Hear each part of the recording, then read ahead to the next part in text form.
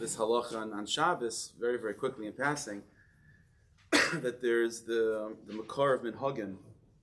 The makar of minhagim in Shas is in Masech Pesachim, Makim Shenagu.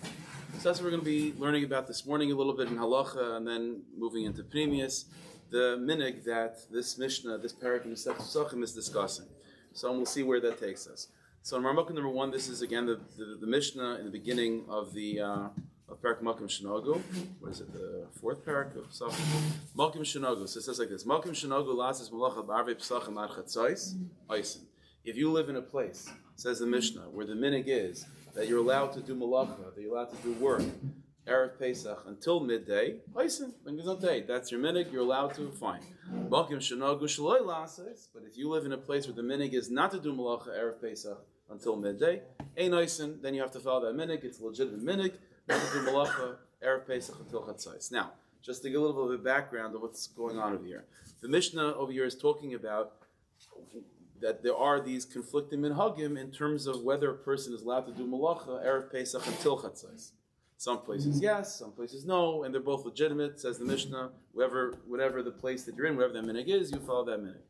The mashmais of the Mishnah is, and the Gemara picks up on this, is that the issue of there being these conflicting minhagim is in terms of doing malacha Erev Pesach until chatzos.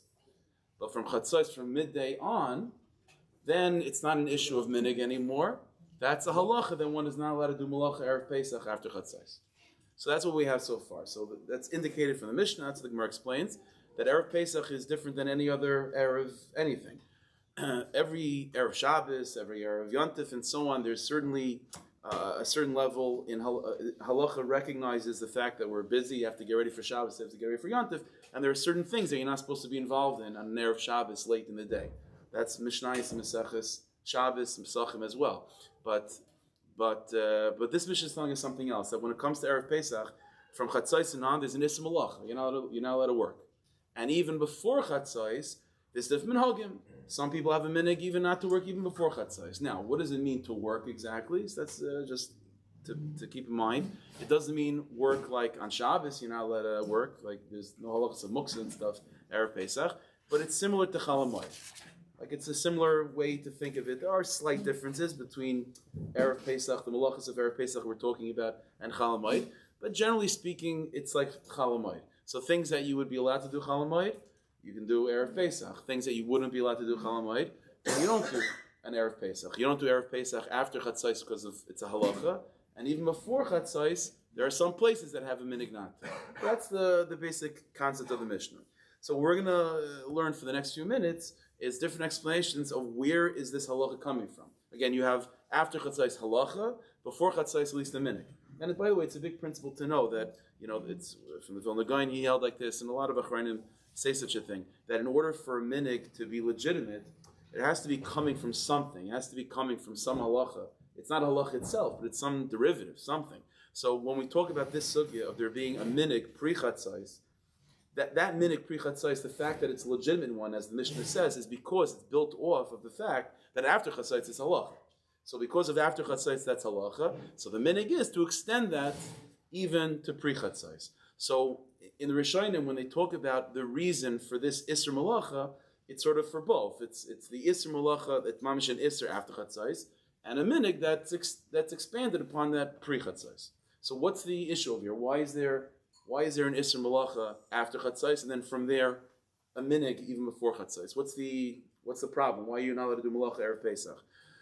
So take a look at Marmukah number 2. So Rashi over there on the Mishnah explains. Now again, just bear in mind, Rashi is talking about the fact that even before Chatzos there's a minig not to do malacha. But again, bear in mind, like I said from the Rishonim, whatever reason you're giving for the minig pre-Chatzos, that's the reason for the actual Isser post-Chatzos as well. That's how the Rishonim explain it. But so what's the issue over here?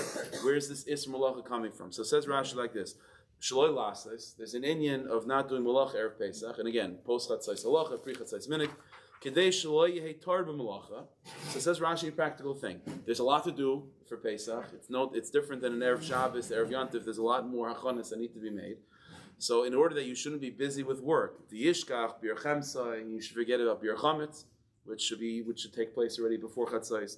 Ushchitas HaPesach, or by the time of the Beis Hamikdash, the makar of the Korban Pesach, Tikkun Matzah, L'tzarech Halayla, getting ready for having the matzah for the night.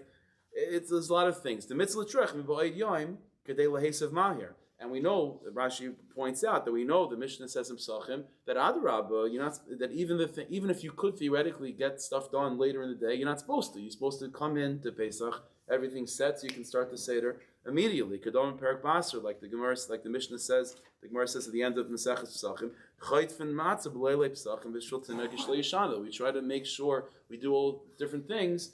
We do all different things in order to make sure the kids aren't asleep. And so says Rashi, the most important thing is to get things moving right away. Because the longer the night goes, the more chances are they'll fall asleep.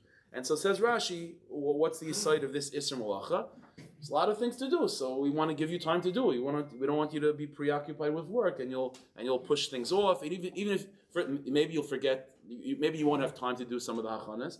Even if you do, you'll be doing it late, and the Seder will be pushed off. So you want to make sure that you have all the time in the world to be able to get ready for Pesach. So after Chatzais, Aser b'Malacha, and pre-Chatzais, some have a minhag not to do Malacha. But that's the fundamental yesod, in order to give you time to prepare for Yom Tov. That's Rashi. Okay.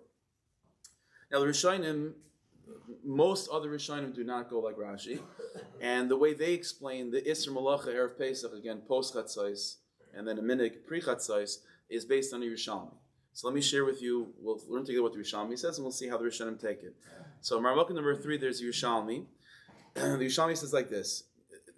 The Yerushalmi is in fact going on this halacha of not doing malacha after Chatzais, and the Yerushalmi gives a different explanation, not Rashi. It's not just a practical thing to make sure that you have enough time. The Yerushalmi says as follows. It says in Pasuk, says the Yerushalmi, Marmukah number 3, Sham tizbach es ha-pesach ba'arev. It says in Pasuk that over there, in others in the Beis Hamikdash, you should sacrifice the Korban Pesach in the evening time. We know that the time for the Korban, it was eaten Pesach night until midnight, preferably, right? That's the halacha. But the Hakrovas HaPesach, the sacrifice, the Korban Pesach, took place Erev Pesach from midday on, Chatzais, Bein Harabayim. That's the time, the window to be makar the Korban Pesach. So the pasuk says, Sham Tizbach Es HaPesach Ba'arev, that over there in the Beis Hamikdash, you should be makar the Korban Pesach in the evening. In other words, after Chatzais Erev Pesach. Says the Yerushalmi, Eina B'din, so now, says the Yerushalmi, it means that everyone's Korban Pesach is being brought midday from Chatzais and on Erev Pesach. Says the Yerushalmi, Eina B'din, and it's not right, Shetei Asek B'malachtecha, the Karban Chakarav. It's inappropriate for you to be working and having like a regular day when your carbon is being brought to the Beis Hamikdash. Aval Asr Milasis Malacha, and says Rishalmi, rather, therefore the halacha is that there's a prohibition of doing Malacha Erev Pesach. Why? Because the time of bringing the Korban Pesach, because the time of after Chatzais and so on, that's the time when the Korban Pesach is being brought on your behalf, right? In other words, every Jew has a chiv to bring the Korban Pesach. You don't have to literally. Not every single Jew has his own sheep and so on. You would have one sheep and you have a chabura. You would have, let's say, 30 people all gathered, in one group, having one seder with one sheep. But every Jew has to be accounted for. There is a Korban Pesach being sacrificed for everybody. And so, says the Yerushalmi, and then we'll see how the Rishonim explain this, we're being introduced to a new idea over here, that when a person's carbon is being brought to the Beis Hamikdash, even if you're not actually there, but when your carbon is being sacrificed on your behalf in the Beis Hamikdash, then it can't be a regular day for you. You can't be Isaac Malacha. It has to be like a Yontif. It has to be some level of Isser Malacha, like at least a Chalamayit. That's the way you have to deal with it. Kahad Tani, says the Yerushalmi, and this is a similar idea to what we find elsewhere in Shas. It's a Mishnah Masechah Sukkah. We'll speak about this in a moment. The Tani Lahan Kol Inish Tahavi Eloi Oyen Ubikurim. Says the Yerushalmi, it's a similar idea, what we're talking about Erev Pesach, to another idea that we find in Halacha, that if a person donates, let's say wood for the Beis HaMikdash, every day there need to be wood being burnt on the Mizbeach, not just to facilitate, burning karbanos. Like there was a carbon of wood every single day. So if a person donates those wood, or bikurim, or for that matter, let's say you're a farmer and you're bringing the first fruits, also quasi-carbon to the Beis HaMikdash. So a person, let's say for example, ha'omer harei lai eitzim lemizbeach, the gizim l'maracha. So a person donates wood for the Beis Hamikdash and so on. Aser behesud b'tainis umalasis malacha b'abiyan. Says Rishalmi, the idea is that if you are donating a carbon and a carbon is being brought on your behalf, then that day, whether you're there or not, that day for you is like a yontif. So you're not allowed to have hesped, no tainis, no tachnan, and you're not allowed to do malacha either. It has to be treated like a yontif. So says the Yerushalmi, by extension, Erev Pesach is Klal Yisrael's yontif, because everyone is having a Korban Pesach being brought on their behalf, specifically after Chatzos. So says the Yerushalmi, that's the shot. So after Chatzos, why is there an Isser Malacha? There's an Isser Malacha after Chatzos because everyone is having their Korban Pesach being brought. And if your Korban is being brought for you, then yontif. And the minig is to extend that even further, even pre-Chatzos, because Al Kapanim, the day is the day that your Korban Pesach is being brought. That's the concept of the Yerushalmi, and we'll see in a second. Many Rishonim bring this down, and this is their explanation. Marmukah number 4, Taisvis on the Seches Pesachim over there, in that Mishnah of Mokum Shenogu, records this to Yerushalmi, and he says like this: "Omer Ri b'Shem Riva." The Ri in the name of the Riva explained, and again the reason for this Isser Malacha Erev Pesach. The Mefarish b'Yerushalmi, that the Yerushalmi explains, Ma'ishna Arvi Pesachim Mishar Yantiv. Why is Tak Erev Pesach different than every other Erev Yantiv? That there's an Isser Malacha. Why? So the Ri quotes this Yerushalmi, because the Korban Pesach, the Zman to bring the Korban Pesach is midday on. And this is halacha even for individuals, that b'shari ma'aseh any day of the year, b'yoyim shemevi carbon, that a day that a carbon is being brought for you, asr malacha, you're not allowed to do work. Now, here's the issue with the Yerushalmi's logic. The issue with the Yerushalmi's logic is, nowadays there is no Korban Pesach being brought for us, right? So the Mishnah says a blanket thing, that even nowadays there's an Isser Malacha, right? And Makim Shenogu, some people have a minig even pre-Chatzos. So in Rashi, that the reason for the Isser Malacha is what? Is because you have to have time for Yontif. I understand that applies today as well. But if the Yerushalmi, the reason for the Yerushalmi is because every day that a carbon is being brought for you is what? There's a din of a Yontif. So that's good when the Beis HaMikdash is around. But nowadays there is no Beis HaMikdash. The Korban Pesach is not being brought for us. So why would we have to keep it at like a Yontif? So says Taisvis, V'nira da'af bizman hazeh. Says Taisvis, the halacha of the Yerushalmi applies nowadays as well. Why? Delek akrava, even though there's no akrava, kiven sheneser az, asur la'olam. Once this halacha was established by the times of the Beis HaMikdash, that Erev Pesach is deemed as a yontif for Klal Yisrael because of the fact that the Korban Pesach is being brought, once that was established, it remains like that. Now this is opening up a sugya which we're not going to go into today, of this idea of there are certain takanas or certain halachas that have specific reasons for them, and when the reason leaves, the halacha still remains, right? And we have other places where it's not like that. It depends how it was set up. But this is what we're being introduced to, is this idea that even though it's true, Taisus is agreeing that obviously the reason for why Erev Pesach is established as a yontif no longer exists because the Korban Pesach is not here. Okay, so that's the way it is when it comes to Takanas Chazal sometimes, or maybe more often than not, that once something is established as halacha, even if the reason no longer remains, Kivan sheneser neser, it became prohibited to do malacha Erev Pesach. We treat it like a yontif, even though the reason why it was deemed as a yontif originally no longer applies. But that's the halacha. This is Taisvis. The Rosh over there in Marmukah number 5 also says the same thing as Taisvis and brings a raya from a Gemara to back this idea up from a Bavli. So the Rosh over there says the same idea. He quotes the Rishalmi. And he says, Hashtanami, and he says the same point as Taisvis, that even nowadays, Afal Pi Sheina Pesach Karv, even though we don't have the Korban Pesach anymore, so the reason why Erev Pesach was established as the Yontif no longer applies, but that was just the cause. Once it was codified in Halacha, then that becomes the Halacha, even if the reason doesn't apply anymore. Even the Bizman HaPesach Haya Aser, Hashtanami Aser, since it was Aser Du Malacha by the times of the Beis HaMikdash Erev Pesach because of its specific reason of the Korban Pesach, so it remains also like this, Kadis and Megill's Tainis. And this is something, says Taisus, that we find throughout Chazal as well, this idea that when, like the Yerushalmi pointed out, that when a person brings a carbon, it becomes a yontif for you. And Taisus is about, the Rosh, is about to bring a raya that this is true forever.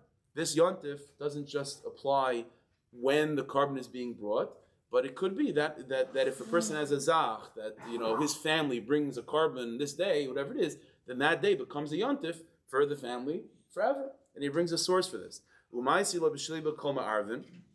So as a Gemara, there's a piece of in Mesachas Tainis, in Megillus Tainis, and in the Gemara Erevin. The Gemara says like this: Amar Rabbi Elazar bar Tzadik. Rabbi Elazar bar Tzadik, one of the Tanoim, he said, "Ani mishpachas Sinov ben Binyamin." They said, "My yichus, I come from the family of Sinav ben Binyamin, and Sinav ben Binyamin was Sinav ben Binyamin. So Sinav ben Binyamin was one of the families in Tanakh. We find such a thing that Sinav ben Binyamin was one of the families that had a designated slot of when they would supply wood for the Beis Hamikdash. They had a designated time. Upamachas chal tespav lias b'Shabbos v'nidcha ad lachar Shabbos. Now the time that they would bring the Karm Pesach, the wood for the Mizbeach, would be just Yud Av, the 10th day of Av. Okay, so in other words, every 10th of Av, that family would have a yontif because that's when they would donate wood for the Beis Hamikdash. Now says Rav Elazar Rav Tzaddik, I'm a miyuchas to that family, and so therefore the 10th of Av to me is a yontif because I'm part of that mishpacha. And it came out one year that Tisha B'Av was on a Shabbos, and what happens when Tisha B'Av is on a Shabbos? It's pushed off to Sunday. Well, Sunday is the 10th of Av. So now the fast of Tisha B'Av fell out on my yontif. V'saninu boy v'lo hishlinua. So says Rav Tzaddik, what I did was I fasted, but I didn't complete the fast. I fasted till later in the evening, but I broke my fast at the end of the day. I didn't want to have a full fast. But they sheyontif shalanu because it's our yontif. It's our yontif. So says the Rush like this. 1 second. If we're talking about Tisha B'Av, right? It means we're talking about after Churban Beis Hamikdash, yeah. So that means his family's not donating wood in the Beis Hamikdash anymore. So he's talking about his yontif. But Lamaisa, there's no karbonis being brought. Lamaisa, if it's Tisha B'Av. Rav Tzaddik was after the Churban Beis Hasheni. So what's he talking about? That his family has a yontif? The yontif is gone. The yontif is because of sacrificing wood. There's no wood being sacrificed. Pirish shavoisav hayimakrivim karbanei eitzim b'aviyam. And as the Rosh gives us a background, that it means that his family would bring the wood as a sacrifice on that particular day. Kisa Perek Beis the Tainus. Tainus records that. For Elazar of Tzaddik achar Churban. But 1 second, Elazar of Tzaddik was after the Churban Bayis. So what's he talking about? That there's an issue of Tisha B'Av, of the fast of Tisha B'Av, conflicting with his yontif. He doesn't have a yontif anymore. There's no carbon being brought for him and his family. Alice, what do you see? You see that Kivan Shavoisav Hayimakriv and carbon by B'Yayim. So you see that since his family brought a carbon that day, V'asu Oisa yontif, and they made a yontif that day. So Kol Mishpachaisav Noigim B'Yontif L'Olam. So that became the thing that the family always keeps such a thing. Right? Even if they're not bringing the carbon anymore. So says the Rosh, so from there, expand that to all of Klal Yisrael. It's the same thing. So we don't bring the Karm Pesach anymore at Pesach right now. Okay, but we did. So just like Rav Elazar Rav Tzaddik, his family had this day as a yontif, and it continues on even after the Churban Beis Hamikdash. So we have a collective yontif, Erev Pesach, because of the Karm Pesach that was brought, even though it's not being brought right now. Okay, so this is Taisvis, the Rosh, the Ramban as well. Marmukah number 6. The Ramban also brings down this Yerushalmi and makes the point as well that even if it doesn't apply nowadays, the halacha still remains. The Einar Yerushalmi, says the Ramban in Marmukah number 6, El Unaisim Tam Al Mashech Mir B'Bitchila. The Yerushalmi is just explaining the cause of why this day of Erev Pesach was established initially as a yontif. Avu Mishaneser Adavar, but says the Ramban, but according to the Yerushalmi, once it becomes Aser, once it became established as a yontif, Neser L'Olam, it remains like that forever. B'Kol Makan. Shafilu Nami Batal Davar like Batal Gezerah. We find this many places in halacha that even if the cause ceases to exist, the decree that was made, the halacha that was created because of that cause, always remains. Until another bezdin of the same level of the original bezdin that established this as a yontif, if another Sanhedrin Agadol were to come and to uproot the yontif, then we could have a discussion over here. But until that happens, the halacha remains. And so on. That's the opinion of the Yerushalmi. Fine. So we have 2 shittas so far. You have Rashi, that the Ism Malach Erev Pesach is all just, again, to give you time to prepare for Yontif. And then you have this Yerushalmi and all these Rishonim expanding and explaining and giving sources that it's because of the Karban Pesach. The Karban Pesach was being brought, that creates a Yontif, and it's a general rule, whenever you bring a sacrifice, that day has become a Yontif. And we see this idea, once it becomes a yontif, then it remains as a yontif. That's the Yerushalmi. Fine. What's interesting is the Rambam. The Rambam seems to be a third opinion. In Marmukah number 7, you'll see what I mean. So in Marmukah number 7, in Hilchas Klei HaMikdash, the Rambam, over there he's not talking about Erev Pesach. So the Rambam in Hilchas Klei HaMikdash is talking about this Yerushalmi, this general idea of there being sort of a yontif on the day that your carbon is being brought. Now again, bear in mind, the Yerushalmi said that point and used that to explain Erev Pesach. So the Rambam also agrees to this idea that when a carbon is being brought on your behalf, it's like a yontif. But listen to how the Rambam describes it. Omahu carbon ha'etzim. Again, the context over there, the Rambam is talking about this idea of bringing wood as a sacrifice, because that's the example of Reb Elazar Reb Tzadok, right? It was his family bringing wood for the mizbech. So that's where the Rambam uses this as an opportunity to talk about this idea of a person bringing a carbon and it being a yontif. So it says the Rambam like this. Umahu carbon ha'etzim. What was this idea of bringing a sacrifice of wood? So it says like this: Zman kavu ha'il mishpachis mishpachis. It was a specific time for each family. Latzis layaris, to go out to the woods and so on. Lahavi eitz l'mracha, and to bring wood to donate to the mizbeach, to the Beis Hamikdash, and every family had its different slot, different days, different months to do this. The yoyim she'agila b'nei mishpacha zu lahavi ha'eitzim. And you should know, says the Rambam, the day that a particular family would come, it would be their slot. Some akrivin oils and dava. They would usually also bring other karbanis, just as it wasn't just donating wood; it came with other karbanis as well.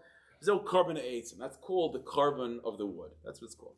Now says the Rambam, and you should know that when a family did this, then for them that day was established like a yontif.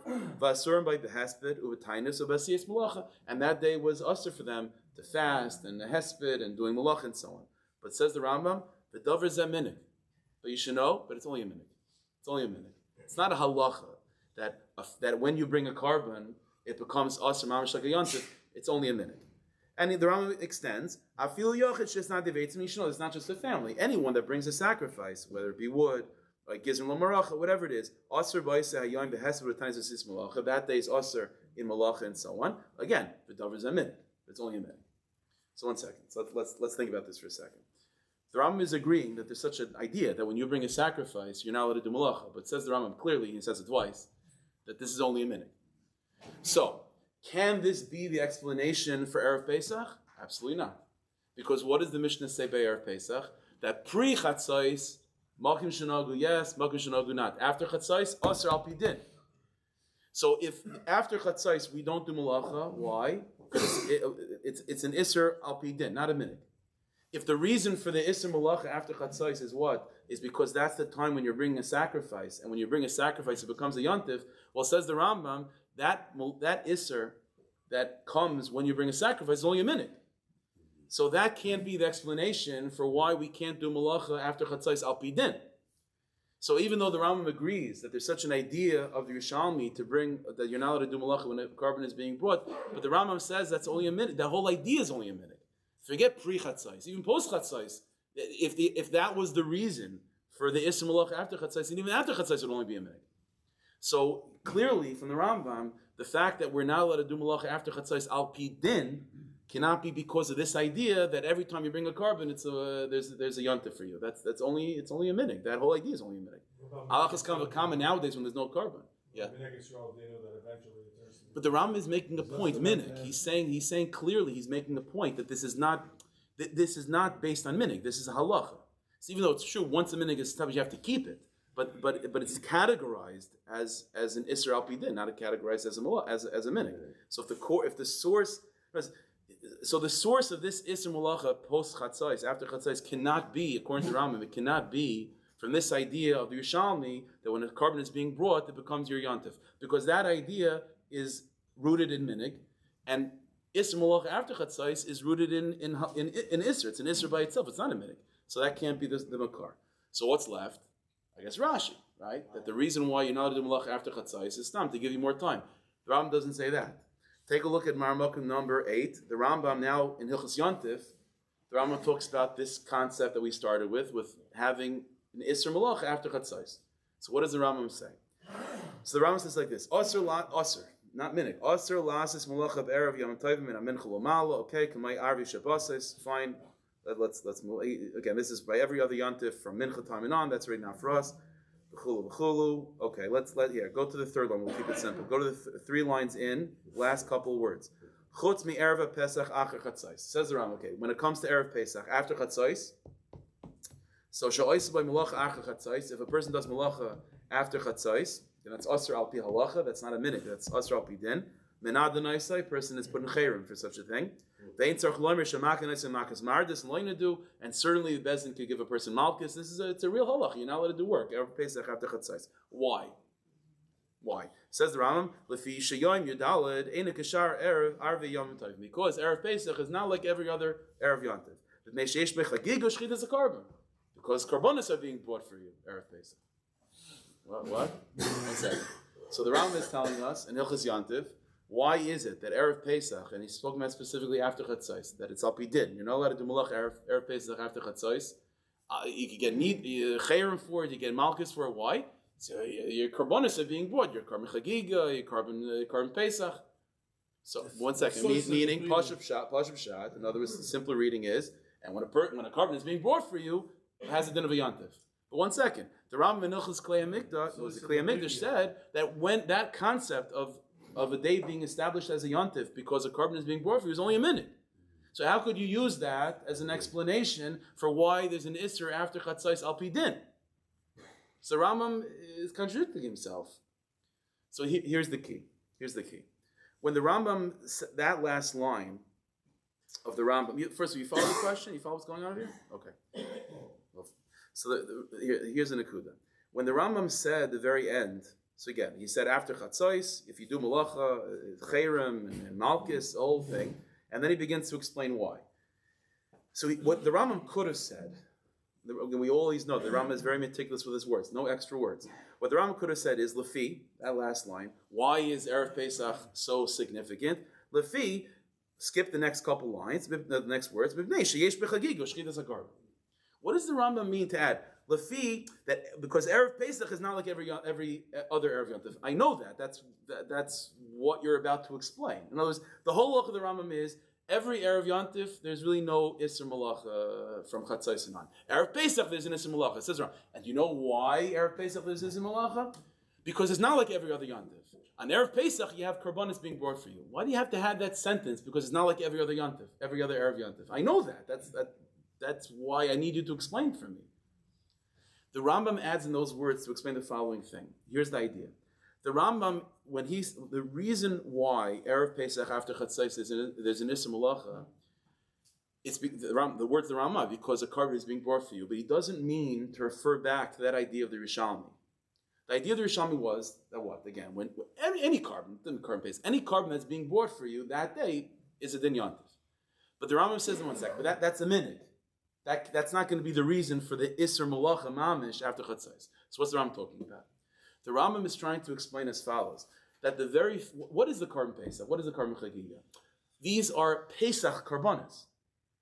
So doesn't it make sense that a Pesach Dika Karban, like if we were making up the Torah, right? And we had this idea that on Pesach, that there's such a thing as a Karban Pesach. If you didn't know any better, and I told you, by the way, there's a sacrifice that's called a Pesach sacrifice. When do you think you would bring that? When do you think we're on Pesach? It's called the Pesach sacrifice. It's not called the Erev Pesach sacrifice. It's called the Pesach sacrifice. That is the Karban Chagiga that's brought in every Yontif. When was the Karban Chagiga brought? On Sukkot. When a person has to be other regular, they bring a Karban Chagiga, they brought it on Sukkot. What's this whole idea that a Karban Pesach is brought Erev Pesach? Or that a Karban Chagiga for Yontif is brought Erev Yontif? Says the Rambam, Erev Pesach is not the same as every other Erev Yontif. The fact that you bring a Karban Pesach Erev Yontif is a siman, it's an indicator that Yontif begins Erev Pesach. Meaning it's not the pshat. The Rambam says like this: when you on a Tuesday, when you bring a Karban Oila in the Beis Hamikdash, you can't do malacha that day. That's only a minute. But over here, there's something else. The reason why you're not allowed to do malacha Erev Pesach from Chatzos and on is not because you bring a carbon. You have to have a Yontif. That's only a minute. Over here, the very fact that the Torah says that the time of bringing the Karban Pesach is Erev Pesach, that's an indicator that what? That Pesach begins, Erev Pesach. And so it's not the pshat that because of the Karban Pesach is an indicator to something. So therefore, according to the Rambam, does this halacha apply nowadays? Of course it does. It's not because of the Karban Pesach. The Karban Pesach is an indicator to us. It tells you, when does Yontif really start? The fact that the Torah says that when you have a Beis HaMikdash, bring a Karban Pesach when? Erev Pesach. So that tells you that in a certain sense, Yontif begins Erev Yontif. That's the aside over here. Now, more than this, and again, that's what the Rambam is trying to say. The 14th day of Nisan is not like every Erev Yontif. Every Erev Yontif is not Yontif yet. But the Yom Yud, the day of Yudalid of Nisan is not Erev Yontif. That's when Yontif is. How do I know that? I know that because that's the time where the Karban Pesach is supposed to be brought. Why would the Rebbeinu Shalom tell us to bring the Pesach sacrifice Erev Pesach? The answer is because Erev Pesach is not Erev Pesach. Erev Pesach is Pesach. The Yontif really begins from Erev Pesach. From this context, Rabbi Yaakov Kamenetsky, for example, in Zatzal and Emes Liyaakov, I think it's in Parshas Boy, he makes this observation. He says, what's the pshat? Like, we don't have such a thing in other karbanas that the time for a carbon is so limited that it's mamish till chatzais, that you can't eat the carbon anymore after chatzais, according to some shittas. So Rabbi Yaakov explains this idea. He says that really the way to think of it is that he broadens this idea even further. He says we know that when it comes to the way we deal with the calendar, so we do it differently than the non-Jews, right? By the Goyim, when does a 24-hour period begin? Like when does Tuesday start? Whatever. So you have sun in the morning. That's when Tuesday starts. Sun in the morning, and then you have the day, and the night follows the day. But by Yiddishkeit it's not like that, right? By Yiddishkeit it's not like that. We know that thing starts by the night. A particular calendar day starts at the night, and the day follows the night, right? So Shabbos begins Friday night. Shabbos doesn't start Saturday morning. It begins Friday night, and then it ends, by Saturday night. That's when it ends. So it's the night and then the day. What's interesting is it says Rabbi Yaakov, not so with Pesach. Pesach is not like that. To a certain degree, the night of Pesach is really starting from the previous day. In other words, we think of it is that, again, Pesach also has a similar model to every time that we think of the day, which is, when does Pesach begin? Well, every day it starts at night. So Seder night, that's when Pesach begins. But what we're being introduced with the Rambam is this other idea, which is that what? Is in 1 second. To a certain degree, it means that even Erev Pesach is Pesach. But says Rabbi Yaakov, the way to think of that is in the following sense, is that what we're seeing by Pesach is that this entire model of things starting at night and the day following the night is being played with. Is that when it comes to Pesach, although the Seder, the halachas of Chametz, these types of halachas certainly begin at night, but the Karban Pesach, as far as the Karban Pesach is concerned, that's sort of compelling us to think of the calendar day of Pesach differently than usual. That to a certain degree, and it expresses itself through the Karban Pesach, to a certain degree, the day is what starts, and the night follows the day. And so Pesach night is the second part of Pesach, which started that day, the previous day. You follow? That's what's going on over here. So even though usually in halacha, the beginning of any particular 24-hour period begins at night, and the following day follows that night, Erev Pesach, the Karban Pesach being brought Erev Pesach, is telling us that to a certain degree, Pesach is not like that. That the 24-hour period of the first day of Pesach actually starts the morning, or at least it fully kicks in by midday, Erev Pesach, and the night of the Seder is following that day.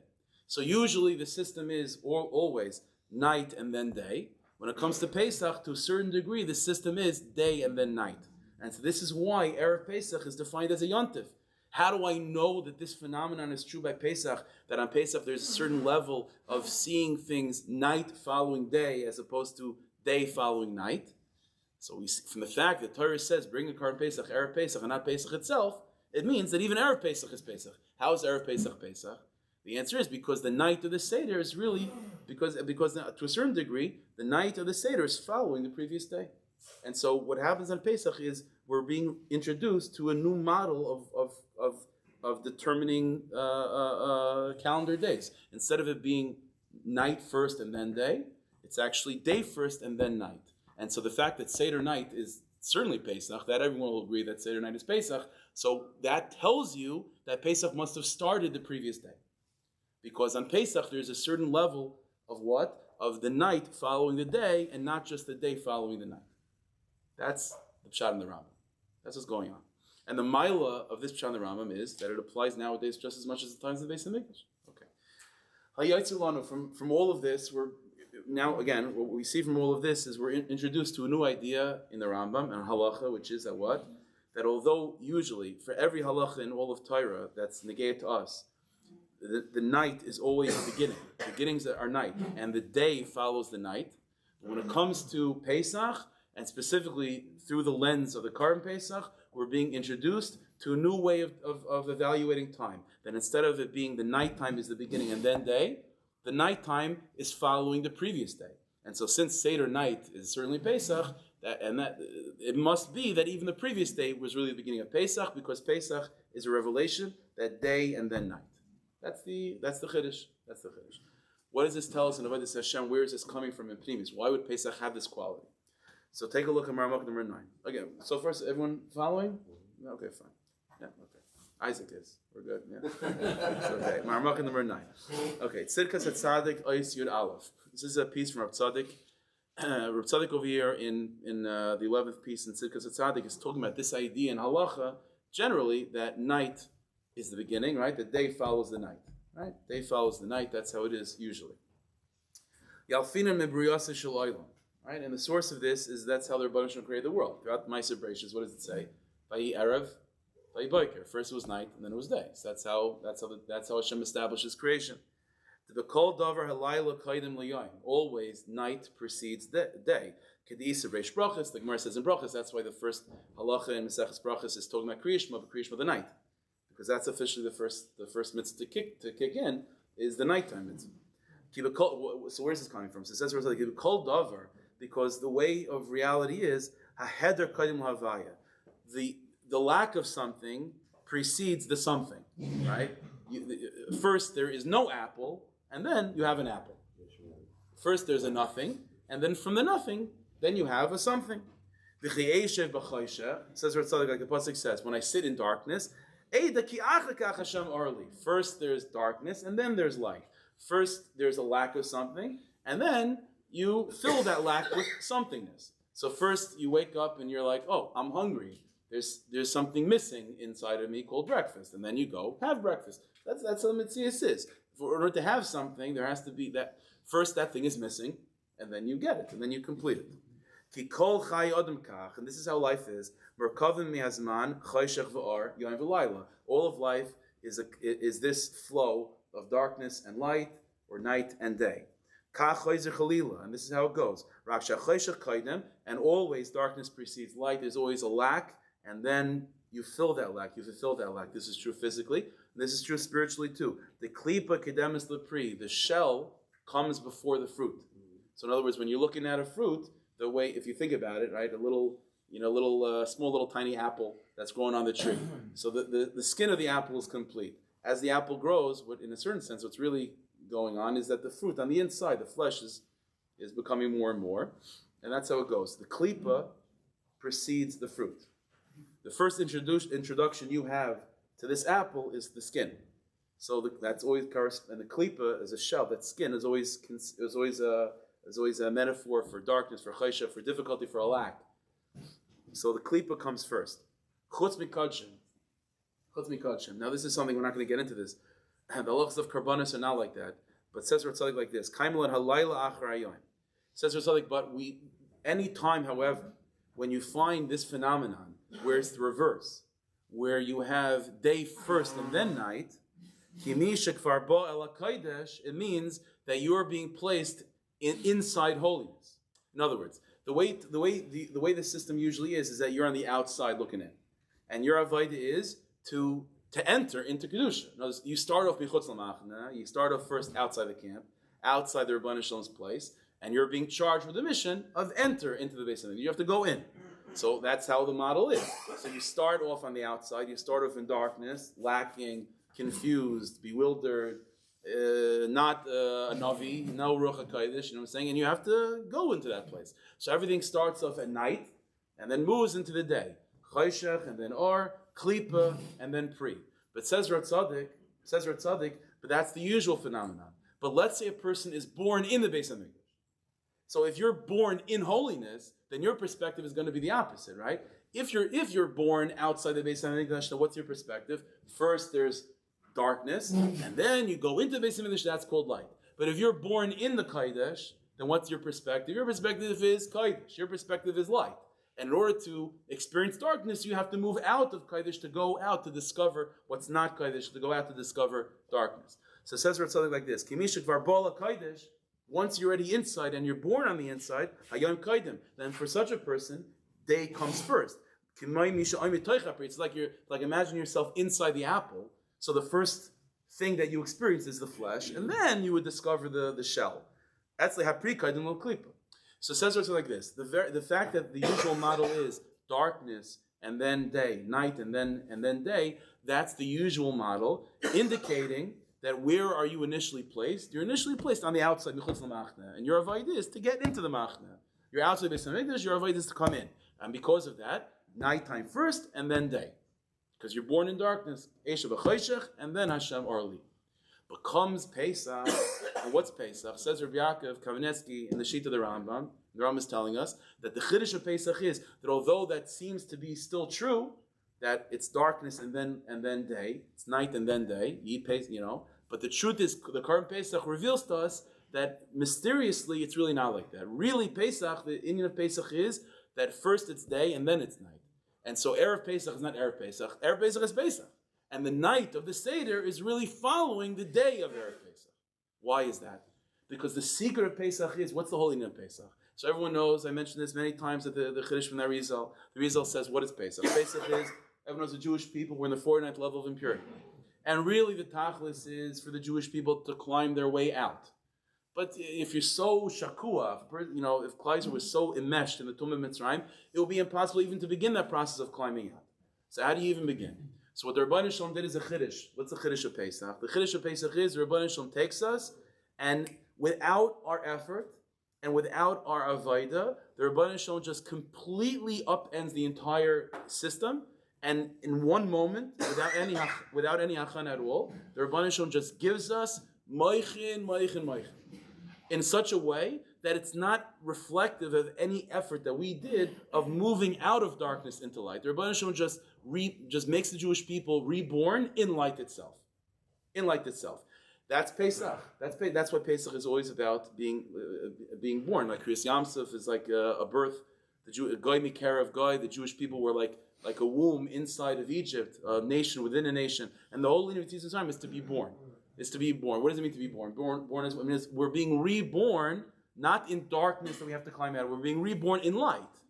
And from that new reality that is given to us on Pesach, which is Kulei Or, from that perspective, we gaze from a distance at the tomb of Mitzrayim on the outside. After Pesach, what happens is that light is removed, and we're now thrown back into the regular system of darkness that you have to go towards the light. But because we already experienced that moment or that day or so of being Kulei Or and having a perspective of looking out towards darkness instead of looking out towards light, that gives us the strength and the confidence and the ability to be placed back into darkness and to move towards the light. Because we experienced light, we already know, we know what that is. So the whole site of Pesach in the Kisvei is what? Is day first and then night. That's the whole site of Pesach, is instead of being placed in darkness and climbing towards the light, that's Virsaimer. That's Virsaimer. But Pesach is what? Is that you're not in darkness. You're completely being born in light, and that's your universe, light. Where is darkness? Somewhere out there. So the whole perspective of Pesach and Pinius was happening in the neshama of Pesach, by Yid on Pesach is what? Is that it's day first and then night. That's the whole meaning of Pesach.